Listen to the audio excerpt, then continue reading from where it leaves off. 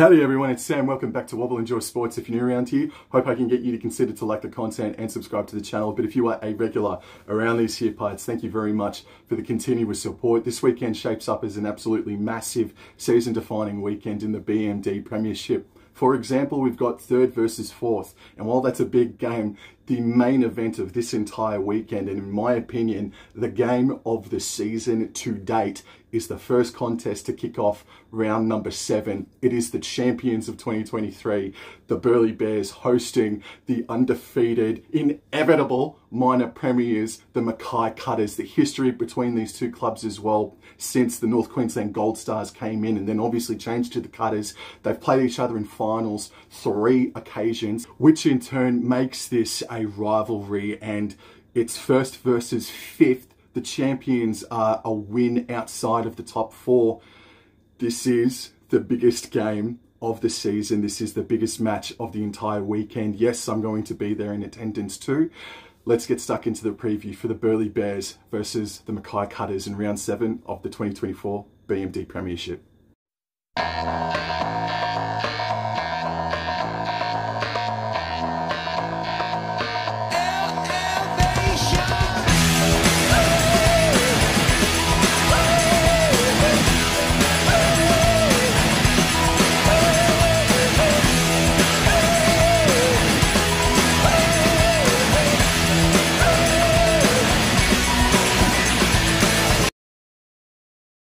Saturday, 1 p.m. from UAA Park down on the Gold Coast, the Burleigh Bears, the champions of 2023, host the Mackay Cutters, who are currently 6-0 on the BMD Premiership ladder.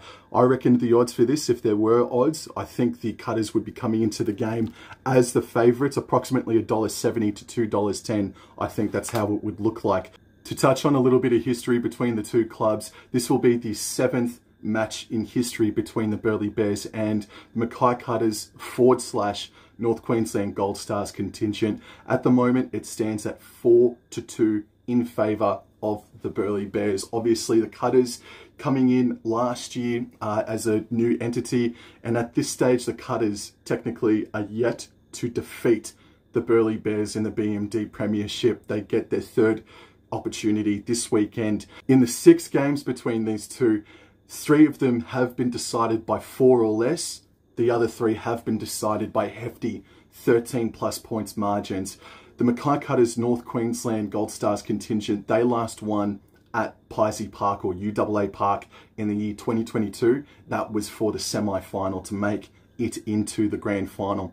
Last year, they met on 2 occasions. They met in the 2023 semi-final. Unfortunately, it was a slow start for the Cutters that really did them in the end, going down 22 points to 4 at half-time, but they came roaring back into it, only to go down 22 points to 18. It was goal kicking that was the difference. It was 4 tries apiece, and it was only just the 1 conversion that was slotted by the Mackay Cutters in that contest. Also, the other contest that they met each other in last season, unfortunately, it was not good enough. The Cutters completing at 44% against the Burleigh Bears, and Zahara Temera's team just simply said, thank you very much. Let's go into the team list news now for the Burleigh Bears, the home side. In at fullback, Ivana Lolosio. Wingers, Ashley Werner and Sienna Lang. The centres, Cheyenne McGlone and Tyler Birch. The halves pairing, Zahara Temera and Lauren Brown. The forward pack, Chelsea Linadazi, Danny Perese and Shante Temera. The back row is Montana Clifford, Riley Jorgensen and Sophie Hollyman. The interchange, Serena Masanga, Tegan Hardigan, Matakino Kahukoti Gray and Sophie Buller. Shifting into the Mackay Cutters team list now, at fullback, Crystal Blackwell. The wingers, Hunt and Rafstrand Smith. The centres, Shania Power, and after having a week off last weekend, Jasmine Peters returns into the centres. The halves pairing is Kayla Shepherd and Tallulah Tillett. The forward pack, Heggerty, Ford and Barnu. The back row, Chester, Peacock and Rupa Pere. And the interchange, this is where there's a little bit of a discrepancy on the Mackay Cutters website and the QRL website. On the Mackay Cutters website, it says it's Emily Bella, Lyric Mara, Sarika Muka and Shelley Long. On the Queensland Rugby League site, it says Bella, Mara, Stitt and Shelley Long. On the reserves list, we've got Montana Best, young Peyton Johns, and Ja'Kiah Whitfield has been named as the third reserve on Coach Marco Peters' team list on this Wednesday night. Now, last weekend, there were a lot of changes, well, not a lot, but there were changes going in for the winner Manly Seagulls, who eventually did go down to the Mackay Cutters last weekend. This is exactly the same side that has been named for the Burleigh Bears. So at the moment, I do not trust it, especially when you think about the likes that Terry Ann Egan and Tasman Gray are out. They were out last weekend as well. There's any chance that they could pop up as well, despite injuries, and I don't quite know what's going on with both Terry Ann Egan and Tasman Gray. I do want to just shout out a couple of stats at the moment. Mackay Cutters, they are the best team for not missing their tackles in 2024. However, they're not falling asleep on them long enough. They are the third worst team for ineffective tackling, so they need to just press down a little bit harder this weekend against the Burleigh Bears. The Burleigh Bears, they are the fifth worst team for missing tackles, so that is a stat that goes in the way of the Mackay Cutters. Another stat that doesn't go in the way of the Burleigh Bears, however, is that they are the most penalised team in the competition by a fair chunk as well. In saying that though, just to offset that with a bit of reality for the Mackay Cutters, is that whilst they still remain the best defensive team, they still remain the best attacking team, that error rate is climbing very, very high. I would say that they are the second worst team as so far as errors go in the BMD Premiership. Leaving those stats behind now, let's talk about some of the one-on-one matchups now. While this is a battle of the 5'8" versus the halfback, there's no doubting that Zahara Temera versus Tallulah Tillett in the kicking department is going to be a huge key in this contest. For Tallulah Tillett, she has kicked well over 650 metres this season alone, and it's really funny because the Mackay Cutters sit at the very bottom of the ladder for the team with the most kicking meters. So you can look at that one of two ways, but I tend to look at it as, well, we are the best attacking team at the moment. Yes, we're making a lot of errors, but we're also scoring them tries, honey. We're scoring them tries. So that can also be viewed as to why the Mackay Cutters are at the bottom of the kicking meter list as a team as a whole.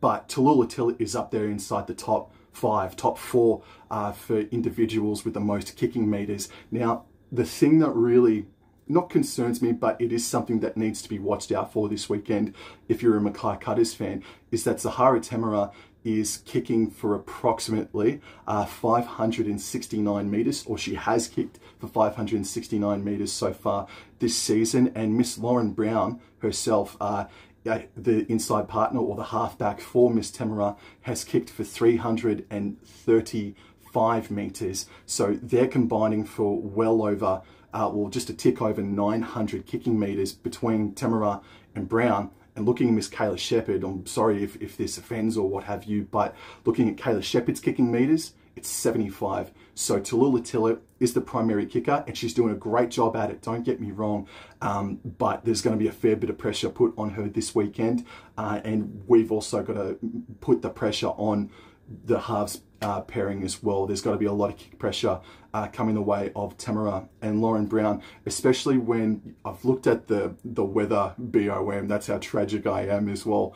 It does look like that it's going to be a soggy day down there at UAA Park, and if we're the team with arguably the most amount of errors, or the second most amount of errors, Crystal Blackwell, Kim Hunt, Ebony Rathstrand-Smith, that back three, they're in for a torrid time this weekend if Brown and Temera have it all their way in the kicking meter department. However, in saying that, without shooting it down too harshly as well, Miss Lola Seo at fullback, her running game and her passing game too, really fast and really smooth, man. I really liked what I saw from her in that game against the South Logan Magpies.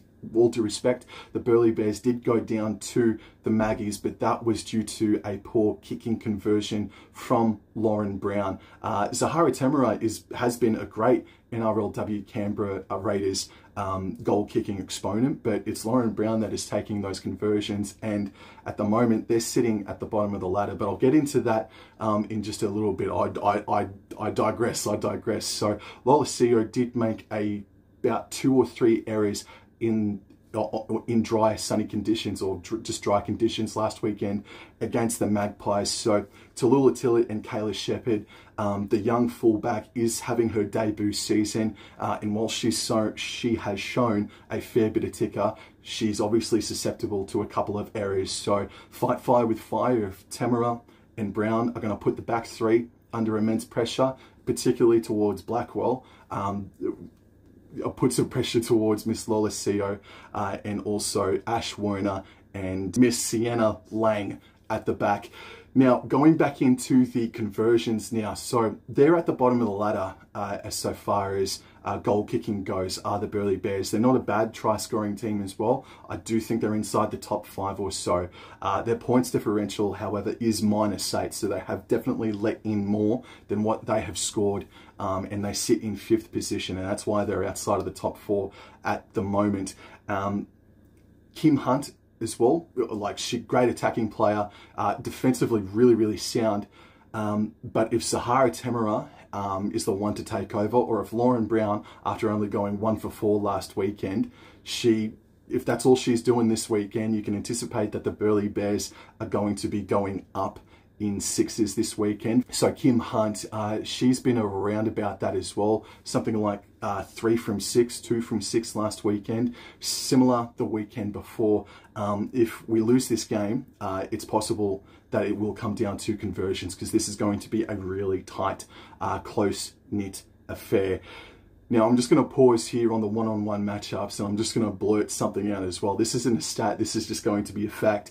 If the Mackay Cutters win this game, they will wrap up the minor premiership. It will be done and dusted, because such is the points differential at the moment. It is first and then daylight, and then it's second. So the Mackay Cutters, they can wrap up the minor premiership this weekend with a victory, and then not take it easy, but at least you have the luxury of just resting players now leading into that huge semi-final halfway through the month of May. Now, speaking of wrapping things up early, Crystal Blackwell must be this friggin' close to wrapping up the BMD fullback of season 2024. She, at times last year for the NRLW Cowboys, was the best, and you think about, I've said this before, you think about her getting thrown off the pan and straight into the fire. She played wing, 5'8", halfback, fullback, and she's doing her thing in the fullback position at the moment. She has the most offloads of anybody in the competition with 11. She's also sitting in 2nd or 3rd position for try assists. She's 2nd or 3rd for line break assists as well. Crystal Blackwell is having a seriously sensational season in the BMD Premiership. She has pretty much been responsible for a quarter of our tries in 2024. So just want to give Crystal Blackwell a huge mention there. I said before that the battle of the fullbacks, especially if it is going to be a wet day down at UAA Park, you're going to be put under all sorts of pressure, whether it be Tillett or Temera. Crystal Blackwell, she's in fine form, man, and I trust that she'll absolutely come out firing. I think the entire Cutters team know what's at stake this weekend. Going more now into the back lines. So Shania Power and Jasmine Peters. Power, she is coming up against arguably the informed centre of the competition so far, Miss Cheyenne McGlone. She at the moment is arguably the informed centre of the BMD Premiership, and where she stands is at 6 tries, 2 try assists, 7 line breaks, which is top of the pops. She has 15 tackle breaks, which is approximately halfway. The killer, the little sort of ding light bulb is that she only averages 66 running meters at center, so she is really just winning a hell of a lot by the inside work of her partner, Miss Zahara Temura. So that edge is going to be Kim Hunt, Shania Power, and Kayla Shepherd going up against Zahara Temura, Miss McGlone, and Sienna Lang. That's going to be a really interesting battle. So Temura versus Shepherd, the veteran versus the youngster. Shepherd is going to have Shania Power and her other inside woman as well, Lily Peacock, protect her. But Miss Peacock is going to have her hands full this weekend when she has to come one-on-one with Miss Riley Jorgensen. Both Queensland Under-19s representatives from last season, both very similar in style. That's seriously worth the price of admission alone to see Peacock versus Riley Jorgensen this Saturday at 1 p.m. I'm salivating the thought of that. Let's go over to the other side of the paddock now. So it's going to be Ebony Rathstrand-Smith versus Jasmine Peters versus Ash Werner and Taylor Birch. Also on that edge is going to be Lauren Brown versus Tallulah Tillett. Also the edge battle, the edge one-on-one battle. If Tasman Gray is not a surprise announcement this weekend, it's going to be Bree Chester versus Montana Clifford. Bree Chester, I think, is the informed second rower of the competition so far. She sits second at the most tackles made in the campaign, and she wouldn't have a hell of a lot missed. I would suggest maybe only 6, to be perfectly frank. She's just sensational. Montana Clifford, interesting story. She has come up through the Penrith system and she is making her debut year so far in 2024. And what I saw last weekend in that game against the South Logan Magpies, she scored a try herself after a beautiful piece of work, and she ran 30 metres, showed a bit of toe. Defensively as well, she's not afraid to put where other people wouldn't put their feet, sort of a thing. So Montana Clifford is a bit of a go-getter and showed a bit of that Penrith DNA just quietly. So keep an eye out for Miss Montana Clifford in the not too distant future. And then the lock position. This is where things get really interesting for the Mackay Cutters, in my opinion. Sophie Hollyman coming from Union, obviously, and then having a breakout year with Canberra Raiders NRLW team. In my opinion, it was her breakout year last season. Also represented Queensland in the State of Origin. Really quite mobile for a big human being. Really nice player is Sophie Holloman. Coming up against Pane Ripapere, and this is where it gets interesting because Ripapere seems to be playing approximately 15 to 20 minutes every game, and when she goes off, she's bringing on Emily Bella, and Alicia Ford seems to be that floating lock. And however, at one stage, all of them were out on the paddock at the same time. Tillett, Ford, Bella, Shepherd, Ripapere, Crystal Blackwell, just way too freaking crafty in the end. But that's what's happening at the moment, seeing that Emma Manselman and Tiana Rathstrand-Smith are out at the moment for the Mackay Cutters. So Sophie Hollyman, she's going to have a couple of different identities to try and smash this weekend. But, you know, obviously being a Cutters fan, Ripapere and Ford, they'll have a big job to do, and I trust that they'll do it.